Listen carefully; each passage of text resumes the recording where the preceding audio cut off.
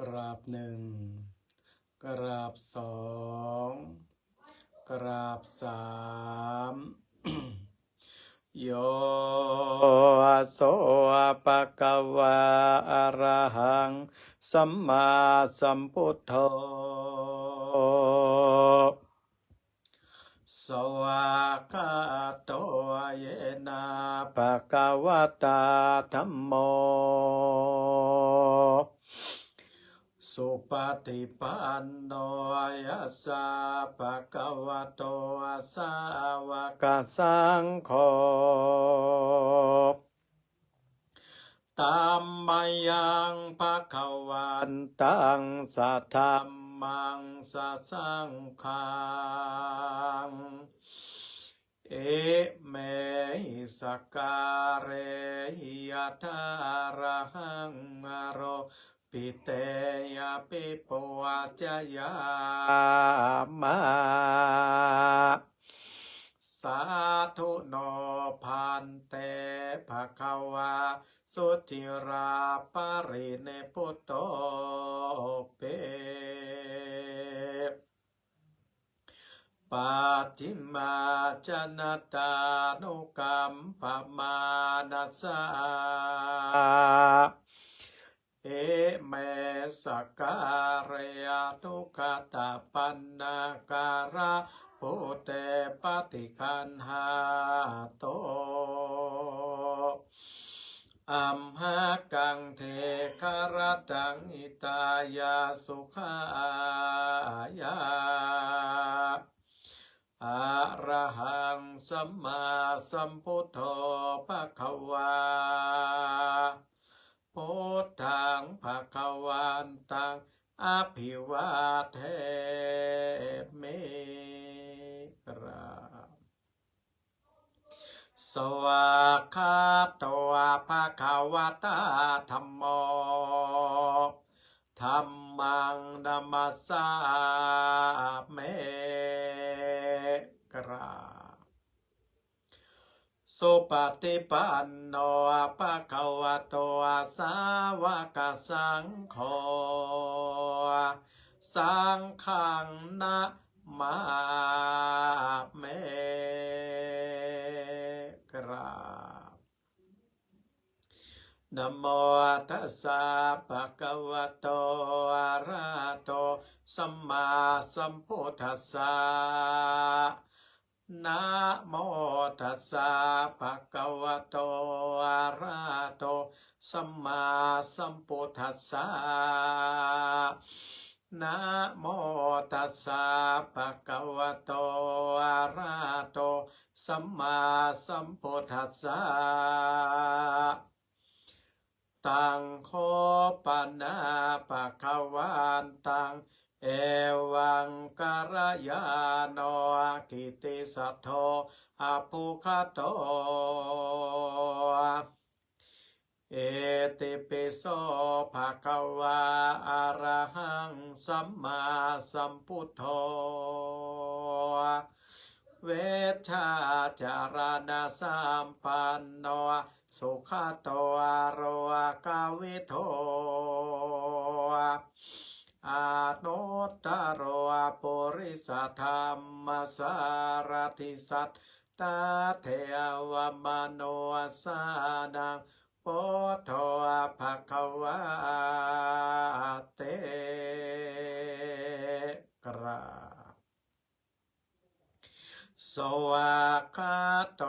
ภะคะวะตาธัมโมสัตเตติโกอาการิโกเอ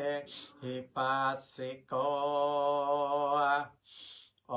ปัตนายิโกอาปัจจตังเวอติตัพโพเวนโยเฮ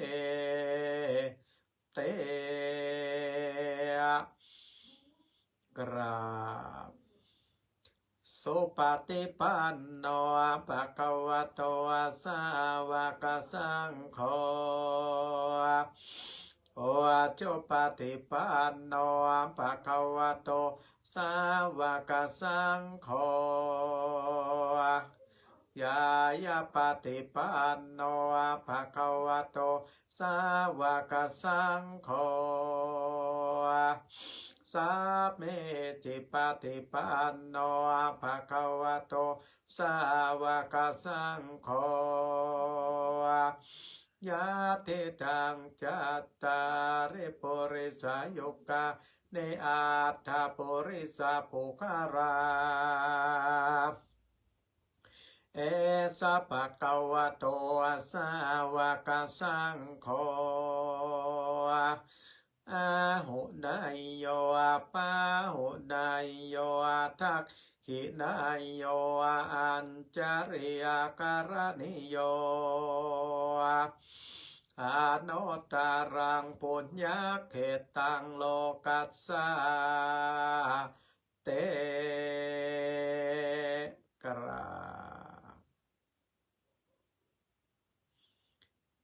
าบระลึกนึกถึงคุณของพระพุทธเจ้าพระธรรมเจ้าและพระสังฆเจ้าการระลึกนึกถึงคุณของพระพุทธพระธรรมพระสงฆ์เป็นการฝึกสติเป็นการหาที่พึ่งตั้งจิตตั้งใจของเฮาเพื่อใจของเฮามีสรณะติจังติเปิ้งต่อไปจะได้สวดพาหุมหากาศรัทธาญาติโยมที่สวดได้ก็สวดพร้อมกันเด้อนะโมตัสสะภะคะวะโตอะระหะโตสัมมาสัมพุทธัสสะนะโมตัสสะภะคะวะโตอะระหะโตสัมมาสัมพุทธัสสะนะโมตัสสะภะคะวะโตอะระหะโตสัมมาสัมพุทธัสสะพุทธังสารนังกัจฉามิธัมมังสารนังกัจฉามิสังฆังสารนังกัจฉามิโตติยัมปิพุทธังสารนังกัจฉามิโตติยัมปิธัมมังสารนังกัจฉามิโตติยัมปิสังฆังสารนังกัจจามิตาติยัมปิพุทธังสารนังกัจจามิตาติยัมปิธัมมังสารนังกัจจามิตาติยัมปิสังฆังสารนังกัจจามิพุทโธมังคลาสัมพุทโธสัมพุทโธติปะตุตามโมพุทธามังการามะกัมมาสัพพะทุกขปะมนจเรธัมโมมังคลาสัมพุทโธคัมภีโลโตตาโสอานงธรรมะมังกาลามะกัมมาสัพพะภัยยาปะมนจเลสังโฆมังกาลาสัมพุทโธวาละทักขินายโยอนุตตโลสังฆามังกาลามะกัมมาสัพพะโลกาปะมนจเลเอเตปิโสภะคะวะอะระหังสัมมาสัมพุทโธวิชชาจารณะสัมปันโนสุขโตโลกาวิโตอนุตตโลโปเลสะธรรมสารติสัทธาเทวมนุสสานังพุทโธภะคะวะติสวากขาโตภะคะวะตาธัมโมสันเตติโกอะกาลิโกเอหิปัสสิโกโอปานายิโกปัจจตังเวทิตัพโพวินโยเหเตโสปะเตปันโนปะกาวะโตสาวกสังโฆจุปะเตปันโนปะกาวะโตสาวกสังโฆญาญาปะเตปันโนปะกาวะโตสาวกสังโฆสามิจิปะเตปันโนปะกาวะโตสาวกสังโฆญาติตังจัตตาริโปเลสายุกาเนอัฏฐโปเรสาปุกาลาเอสาป ปะกาวะโตสาวกสังโฆอาหุนายโยปาหุนายโยทักขินายโยอัญจเลกาลานายโยอนุตตลังปุญญะเคตังโลกัสสาติภาหุงสาหัสสัมมาเพเนมิตาสาวุทันตังคิเมการังโอเตตาโคลาสะเสนามาลังตานาติดัมมาเวตินาจิตตาวาโมเนนโทตันเตจะสาภาวะตุเตจยามังกาลาเนมาราติเรกามาปิยุจิตตาสาภาราติงโครัมปนาราวะกรรมกัมมาทัตตายากังกันติสุทันตะเวเทนาจิตตาวาโมเนนโทตันเตจะสาภาวะตุเตจยามังกาลาเนนาลากิริงกาจาวารังอาเตอัตตาโปตันทาวากิจักกรรมสัตนิวัตสุทารุนันตาเมตัมโพเสกาเวเทนาจิตตาวาโมนินโทตันเตจะสาภาวะตุเตจยะมังการานิอุคิตากากามาติหาตาสุทาลุนันตังทาวันติโยจานาปะตังโกเรมาลาวันตังอิติปิสังคาตามาโนจิตตาวาโมเนนโทตันเตจะสาภาวะโตเตจยะมังการานิกัตตัวนาคาตามุทาลัง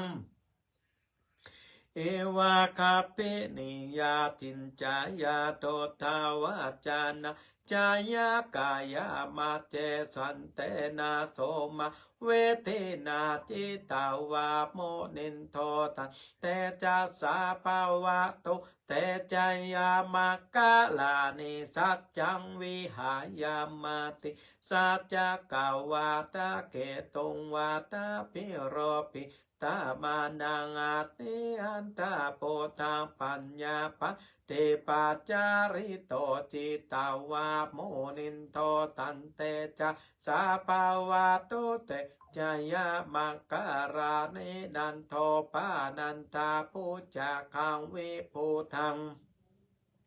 มาเหเทงโปเตนาเทระโปจเกนาตามะปายันโตเอโตปะเตสาเวเทนะเจตาวาโมเนนโทตันเตจะสาภาวะโตเตจายามังการาเนทุกขาเตเตปุจจเกนาสุทัตตา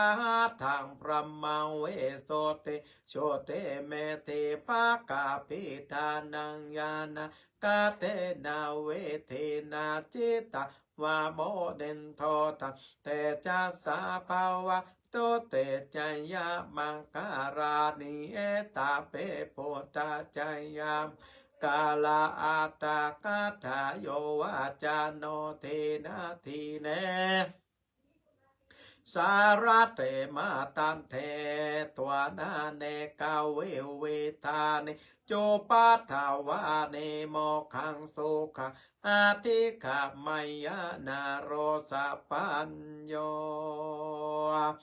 มหาการุณิโกนาโทอิตายาสัพพปาเนนะโปเรตัวปารามิสัมปะปะโตสัมโพเตมุตตามังเอเตนะสัจจาวาเจนะโหตุเตจายามังการังจายันโตโพธิญาโมเลสักกายานังนันเทวัตโนเอวังตวังวิจัยโยโหเอจายาสุจายามังกาเลอปาลาจิตา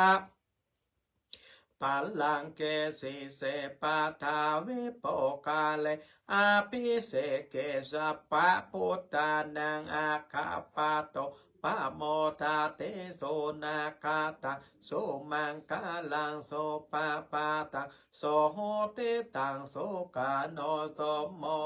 โตจาโสเยทังพัมมะ จาลิโสปาทักขีนังกายกรรมังวาจากรรมังปาทักขีนังปาทักขีนังมโนกรรมังปาเนติเตปาทักขีนาปาทักขีนานิกาตัวนาลาพันตาเทปาทักขีเน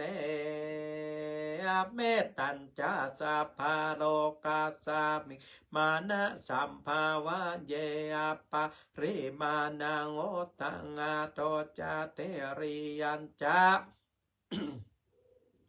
อาสัมปะตังอาเวรังอาสาปะตันติทันจาลาเนสินโนวาสยาโนวายาวาตาสะเวคาตาเมโตเอตังสาติงอาทิไทยังพัมมะเมตังวิหารังเอตามาวเตตินจา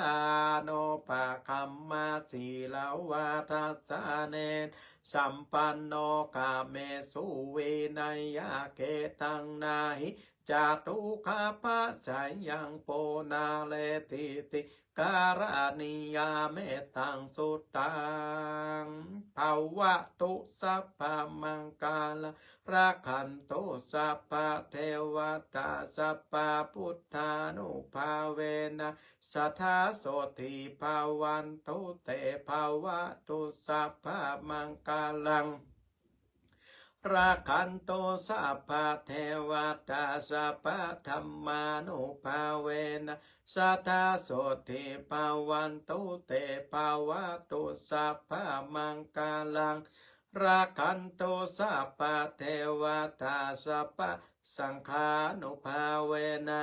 สัทธาโสติภาวันตุเตเอาละต่อไปจะได้นั่งกรรมฐานหา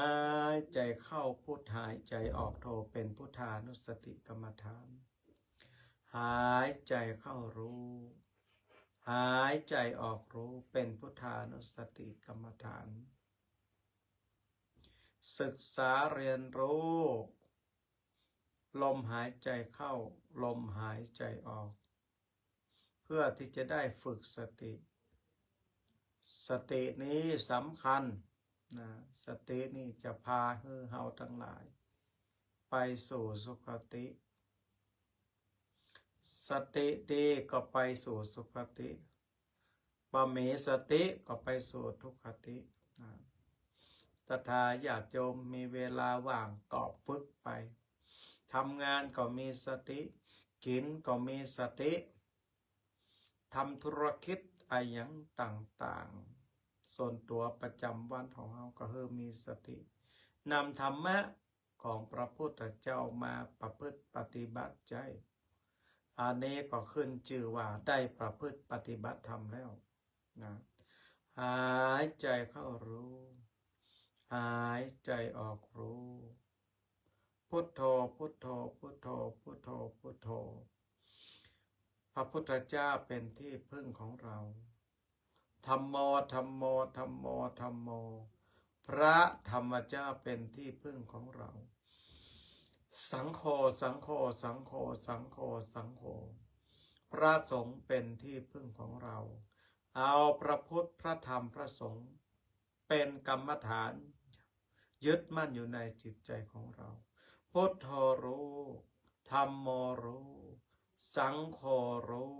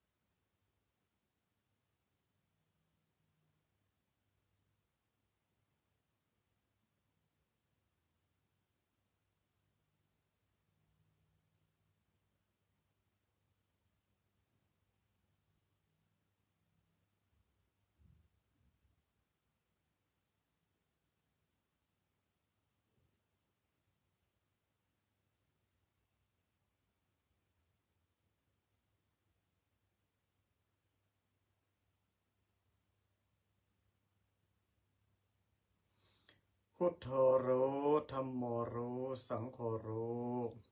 หายใจเข้ารู้หายใจออกรู้พุทธานุสติกรรมฐานธรรมานุสติกรรมฐานสังขานุสติกรรมฐานพุทโธพุทโธพุทโธพุทโธพุทโธพุทโธพุทโธต่อไปแผ่เมตตาสัพเพสัตตาสัตว์ทั้งหลายทั้งปวงที่เป็นเพื่อนทุกข์เกิดแก่เจ็บตายด้วยกันทั้งหมดทั้งสิ้นอเวราโหนตุจงเป็นสุขเถิดอย่าได้มีเวรแก่กันและกันเลยอภยาปัชชาโหนตุจงเป็นสุขเถิดอย่าได้เบียดเบียนซึ่งกันและกันเลยอเนคาโหนตุจงเป็นสุขเถิดอย่าได้มีความทุกข์กายทุกข์ใจเลยสุขีอัตตานังปริหารันตุจงมีความสุขกายและสุขใจ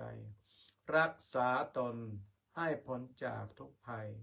ด้วยกันทั้งหมดทั้งสิ้นเถิดวันตาเมพุทธังสัพพเมโตสังฆามาทะเมพันเตวันตามิธัมมังสัพพเมโตสังฆามาทะเมพันเตวันตามิสังฆังสัพพเมโตสังฆามาทะเมพันเตวันตามิกรุอุปัจจยาจาริเยสัพพเมโตสังฆามาทะเมพันเตวันตามิกัมมัฏฐานัง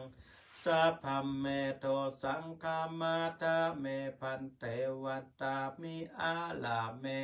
ปัฏฐาสิมายังสัพพเมโตสังฆามาทะเมพันเตวันตามิเจติยังสัพพังสัพพทาเนโสปะเตติตาสะเลระตาทุมหาโพธิงพุทธานุปังสกะลังสัทธานากะโลเกเทวะโลเกพัมมาโลเกจัมปูติเปลังกาติเปสลีราตาตุโยเกสาตาตุโยอะระหันตาตาตุโยเจติยังขันธากุติงจตุราสีติสหัสเสธรรมขันเทสัพเพสังปาระเจติยังอาหังวันตามิสัพพะโสกราบหนึ่งกราบสองกราบสามเอาละการทำวัดสวดมนต์ก่อนนอนก็เสร็จเรียบร้อยแล้วเนอะศรัทธาญาติโยมก็ขออนุโมทนาบุญศรัทธาญาติโยมพ่อแม่พี่น้องทุกผู้ทุกท่านที่มาฟังการสวดมนต์ปนสาธยายธรรมอย่างน้อยก็เลื่อนผ่านเข้ามาก็ปะบทสวดมนต์ของพระภิกษุสงฆ์องค์สังฆเจ้าสวดโยโกห้องปะบุคคลที่ประพฤติปฏิบัติธรรมอยู่จะก็เป็นบุญตาเนาะก็เป็นบุญตาสำหรับศรัทธาญาติโยมแล้วเพราะฉะนั้นศรัทธาญาติโยมทั้งหลายก่อนรับก่อนนอนก็ระลึกนึกถึงคุณของพระพุทธพระธรรมพระสงฆ์นะพุทโธรู้ธัมโมรู้สังโฆรู้นะรับไปกับพุทโธตื่นขึ้นมากับพุทโธนะบุญกุศลก็จะเกิดขึ้นกับจิตกับใจกับกายของศรัทธาญาติโยมนะเอาละพระการวันผู้พระเจ้าเด้อศรัทธาญาติโยมเจริญพร